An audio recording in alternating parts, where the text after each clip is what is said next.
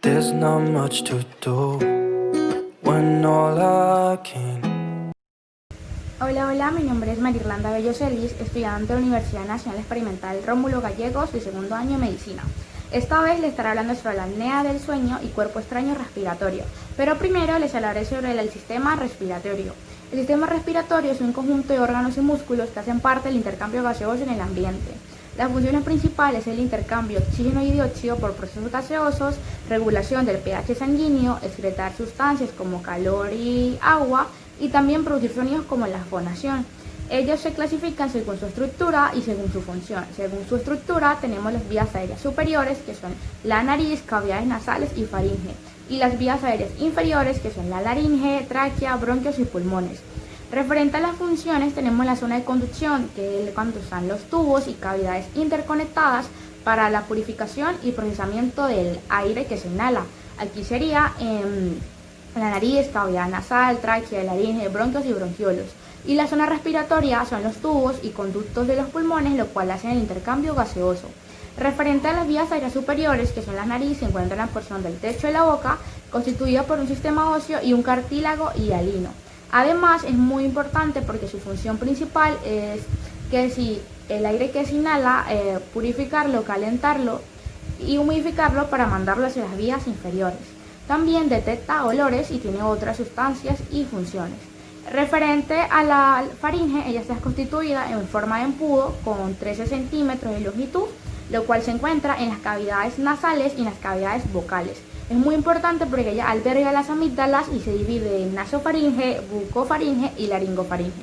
Referente a las inferiores, tenemos que la laringe, en una porción que se encuentra en aproximadamente en las vértebras cervicales, en la cuarta y la sexta, ella sirve como una válvula que me va a impedir que los alimentos deglutidos y los cuerpos extraños pasen hacia las vías aéreas inferiores. Entre ellos tenemos que se encuentra en la porción medial del cuello y delante del esófago. Referente a la tráquea es muy importante porque ella está constituida por 15 anillos de cartílago hialino, mide aproximadamente 12 centímetros y 2.5 de diámetro. Tiene fibras musculares que me van a impedir que se colapse mediante los procesos de respiración. Referente a los bronquios, ellos van a bifurcar desde la tráquea y se encuentran en la porción de la quinta vértebra torácica. Se van a distribuir por los bronquios principales a ambos lados de los pulmones, después de los bronquios que son segmentarios, los lobulares, que son los secundarios, se siguen ramificando formando los terciarios, que son los segmentarios, después hacia los bronquiolos y hacia los bronquios terminales. De esta manera tenemos el pulmón, que es el órgano principal del sistema respiratorio. Él está constituido por un pulmón derecho y un pulmón izquierdo ubicados en el tórax y divididos por el mediastino. Contiene los alveolos, que ellos tienen sacos alveolares, conductos alveolares. Además, ellos evaginizan de la porción de un divertículo con un tejido pavimentoso. Todos estos órganos hacen parte de la fisiología y el intercambio gaseoso en los procesos de hematosis. Cuando una persona inspira, el diafragma se contrae y cuando aspira, el diafragma se relaja. Bien, ahora la apnea del sueño. La apnea del sueño son cuando una persona durante sus etapas diurnas, el sueño se estabiliza y tiene ciertos periodos de despertares.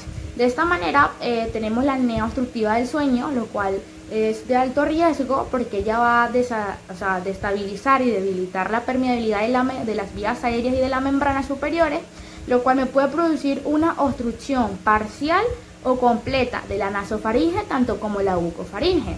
De esto me va a producir una hipoxia, lo cual sería la disminución de la respiración, pero aún la persona va a estar respirando. Esto prevalece mucho en los varones y en aquellas personas con un índice de masa corporal mayor de 30. Esto siempre prevalece como en las asistencias médicas por una somnolencia diurna excesiva y también en distintos casos por distintas apneas. Referente a las secuelas cardiovasculares, cuando una apnea obstructiva del sueño no es tratada, siempre vamos a encontrar una hipertensión arterial, insuficiencia cardíaca y fibrilación auricular. Referente a su etiología, va a depender de la zona anatómica que se encuentra obstruida, como unas amígdalas o una lengua demasiado prominente, como una nasofaringe llena por una mandíbula corta y retraída, por una circunferencia de la faringe mayor por una circunferencia del cuello mayor a 43 y una faringe demasiado prominente. Aquí también puede ser por los casos posmenopáusicos, también por el alcohol o por envejecimiento, también procesos hereditarios y sin embargo el hipertiroidismo, la acromegalia y otras asociaciones como la enfermedad cerebrovascular me puede desencadenar una apnea obstructiva del sueño. De esta manera también tenemos que si la clínica. Referente a la clínica hablaríamos que la mayoría del 85% de los pacientes con apnea obstructiva del sueño roncan, pero no significa que toda persona que ronque tiene apnea obstructiva del sueño. Los síntomas principales son que si ahogos, jodeos o resoplidos, lo cual la mayoría de los síntomas son explicados por sus acompañantes o por sus parejas, ya que la persona en sus etapas diurnas no es capaz de explicar qué siente. Sin embargo, al otro día siempre van a presentar como disfagia, van a tener siempre una cefalea matutina, que es un síntoma muy frecuente, se van a encontrar hiposonolientos con mucho cansancio y falta de concentración. Referente al diagnóstico, va a ser el estudio de los síntomas y el estudio del sueño. Referente al estudio del sueño, utilizaríamos una polisonografía, lo cual me va a cuantificar la gravedad. Sin embargo, los despertares por la respiración forzada va a ser por una pletimografía. También el aire inhalado de la nariz y de la boca va a ser estudiado por las saturaciones de flujo y también una oximetría por las saturaciones de oxígeno. De esta manera se va a también clasificar, muy importante la pletimografía, porque me va a desencadenar los niveles y etapas de esos periodos de sueño y hasta la duración de los periodos y el índice apnéicos y hipoapnéicos. Ellos se van a dividir por una serie de índices como son el índice de los periodos apnéicos y hipoapnéicos. Aquí se va a determinar el número de episodios dividido por las horas de sueño. Tenemos el índice de alteración respiratoria, que va a ser el número de despertares por una respiración forzada, más el número de episodios por las horas de sueño. Tenemos también el índice de excitación, lo cual serían los despertares forzados por las horas de sueño, pero aquí es conocido mucho como una escala de somnolencia de Edwards. Bien, ahora viene el tratamiento. Referente al tratamiento sería el control de los factores de riesgo, una CPAP, que significa presión positiva continua en las vías aéreas, dispositivos bucales, sin embargo también algunas cirugías y en algunos casos estimulación del sistema nervioso. Referente a los factores de riesgo, y todos estos mecanismos se utilizan para bajar el umbral de los episodios a menos de 10 episodios por hora. Referente a los factores de riesgo como son la obesidad, el alcoholismo y sin embargo el hipertiroidismo, envejecimiento, todo esto se trata para bajar esos niveles de episodio. Es un ejemplo, cuando hacen una cirugía bariátrica en aquellas personas que tienen un índice de masa corporal mayor a 40, va a reducir el índice de estos periodos, pero sin embargo no va a ser la cura ni bajar de peso lo será. Referente a la CPAP, que es la presión positiva continua de las vías superiores, va a tratar de mejorar la permeabilidad de las vías aéreas superiores, lo cual se libera una presión positiva, lo cual se vacía de 3 a 15 centímetros de agua. Esto me va a ayudar a que no se debilite ni destruya el tejido conectivo y además va a mejorar la calidad de vida del paciente. Si se retira la CPAP, la persona vuelve de varios días con los signos y síntomas, ya que esto es un tratamiento indeterminado. Referente a la cirugía, bueno, la cirugía va a ser en determinada zona donde ocurre la obstrucción. Tenemos la ovulopalatofaringoplastia, lo cual va a ser la resección de los virales amigdalinos, también la extracción de las adenoides para ampliar las cavidades y las vías superiores, pero en caso de las personas obesas no ayuda mucho. Tenemos la traqueostomía, que es la más eficaz, pero se utiliza como último recurso, y los auxiliares como suplemento de oxígeno. Bien, ahora tenemos la apnea central del sueño. Estos son trastornos los cuales caracterizados por hereditarios o también pueden ser por los impulsos respiratorios o estímulos, pero no va a haber ninguna obstrucción de ninguna vías. En los pacientes se dividen por dos categorías, por los índices de dióxido de carbono y por los impulsos ventilatorios. Si tenemos la hipercapnia, es la reducción de los impulsos ventilatorios, y la hipopnea es cuando aumenta el impulso ventilatorio, que es acompañado de apnea y de respiraciones periódicas o ambas. En la hipercapnia, ella siempre va acompañado del impulso ventilatorio y de hipertiroidismo y de enfermedades o trastornos centrales como infarto del tronco cerebral o encefalitis.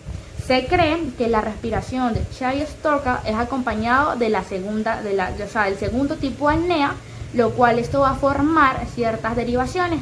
como puede pasar en unos procesos de hipoxia y acidosis por los procesamientos de las propiedades intrínsecas de estas vías respiratorias.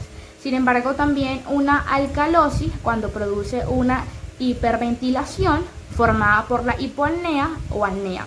Cuando hablamos de la hiperventilación central congénita, hablamos de ciertas variables, lo cual aún no está muy bien determinadas, pero esto pasa frecuentemente en los recién nacidos, lo cual sería la alteración del gen que sería PHOX2. De esta manera se habla que el 80-90% acompañado de una enfermedad de Hirschsprung, lo cual va a desencadenar y va a ser la mutación del gen dominante. Cuando hablamos de la etiología y los síntomas van a ser iguales que el anterior. Van a ver que la persona se encuentra con somnolencia, con una cefalea matutina, van a ser informados por la persona que lo acompañe y sin embargo van a desencadenar ciertos iguales periodos prolongados del sueño. Cuando hablamos del diagnóstico va a ser el estudio del sueño por una plasmografía, pero si no presenta ciertos síntomas esto quedaría como a la deriva.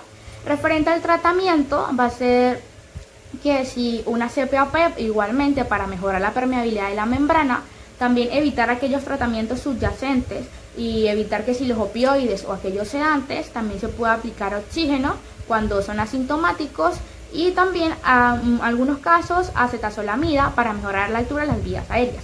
También estimulación del nervio frénico y el diafragma por electrodos. Ahora tenemos el cuerpo extraño respiratorio.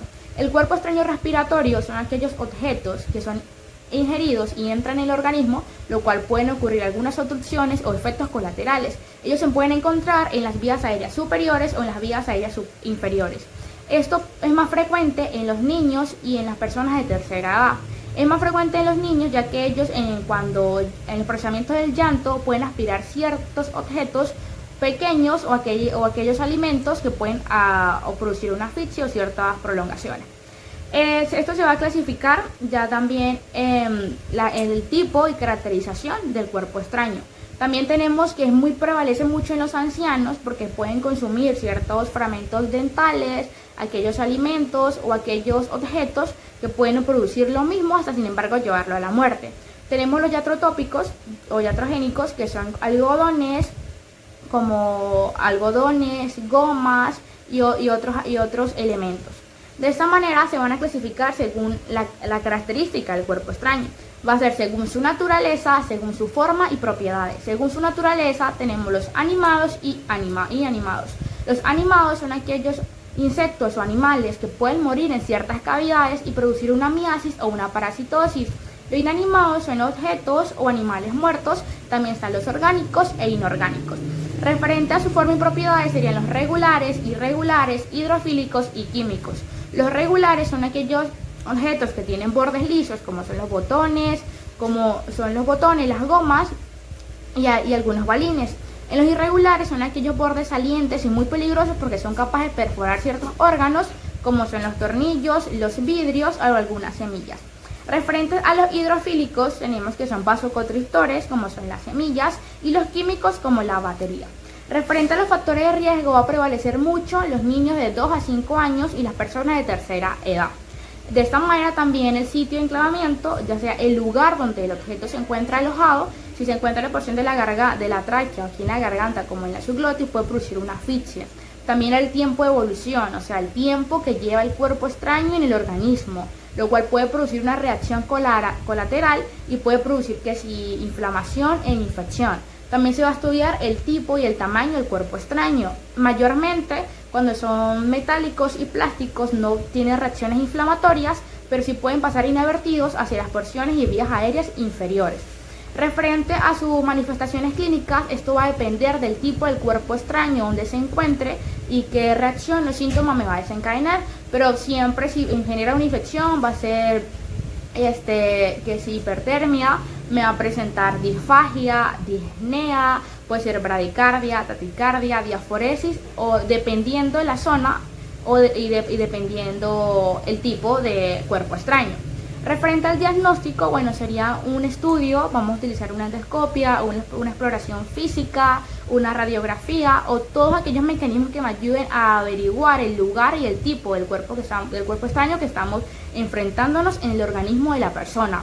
Referente al tratamiento, sería tratar de extraer el cuerpo extraño. Se utiliza siempre ciertos utensilios quirúrgicos, también pueden ser como aquellas pinzas, aquellos utensilios para extraer el cuerpo. Sin embargo, algunas maniobras, pero dependiendo el tipo de cuerpo extraño. De esta manera, las complicaciones serían como algunas hemorragias, perforación de ciertos órganos, puede producir un absceso pulmonar, aquellos procesos inflamatorios e infecciones, lo cual, sin embargo, algunos pasan inadvertidos porque se adhieren a algunos órganos produciendo ciertas enfermedades o procesos patológicos. Referente a las vías aéreas inferiores, como son la tráquea y los bronquios y la laringe, también los pulmones, aquí va a ser como un poco más peligroso porque a veces permite o no la entrada del aire. Sin embargo, en los procesos de la etiología y la clínica va a ser igual que los anteriores. Vamos a estudiar su tamaño, sus características, si son regulares o irregulares, cuánto tiempo llevan y qué parte me está afectando. Referente a su fisiopatología, tenemos de varios tipos. Del tipo 1, que es cuando el cuerpo extraño me va a permitir la entrada y la salida del aire. Tipo 2, cuando me permite la entrada, pero no la salida. Tipo 3, cuando no me permite ni la entrada ni la salida. O sea, me va a colapsar ambos o un solo pulmón, que es conocido como la teletasia.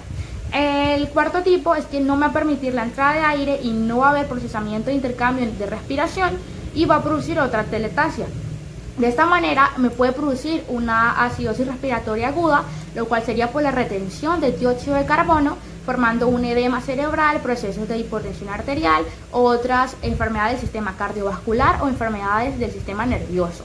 Bien, referente al diagnóstico va a ser igual el estudio, una radiografía, sin embargo ciertas preguntas de que si sabe el tipo de cuerpo extraño que se adherió, si es asmático, si presenta otras complicaciones, si es la segunda vez, si ya ha coincidido con otros cuerpos o ha introducido más de 3 veces, y también como ciertas preguntas en que si ha comido, ya que preferiblemente no hay que permitir que el paciente coma para mejor estudio, para no tratar de confundir ciertas sustancias.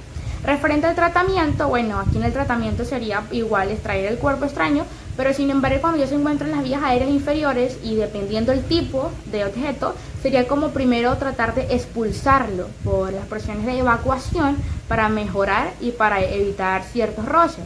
Sin embargo, también de manera extraerla con los dedos no está bien, no sería algo porque si es irregular, me puede formar otros efectos, me puede perforar o rasgar cualquier órgano, ni tampoco golpear la espalda. Hay que tener como ciertas características y ciertas medidas durante estas acciones. Se entiende que cuando se encuentran las porciones de las vías aéreas superiores que puede producir una asfixia, la persona entra en un estado de descontrol, lo cual sería como un estado preocupativo y es como difícil de manejar ciertas situaciones, pero hay que tener ciertas técnicas para tratar de sacarlo de la mejor manera o adherirlo al cuerpo o expulsarlo por los procesamientos de las heces y evacuaciones. Muchísimas gracias.